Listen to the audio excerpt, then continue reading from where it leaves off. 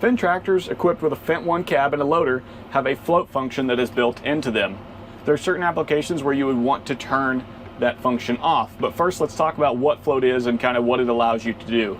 So right now we have the loader up, and if we come over to our loader joystick and push all the way down, you'll notice on our terminal that the boom goes to float and it free floats down.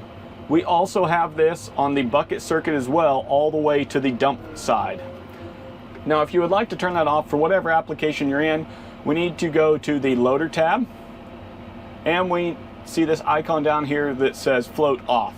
So if we turn that off, it's going to let us know that, hey, now float is going to be off for both your boom and your bucket circuits, which is what we want to do right now. So now it is off. And if we go back to our hydraulics menu, I'll let you watch this here so you can watch the icon.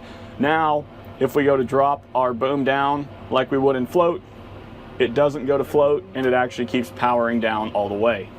Same goes if you want to go ahead and turn that back on. If you want to turn float back on, we're going to go back to the loader page and we're going to turn float back on. So now your floats are back on just like normal, and you continue on with your work.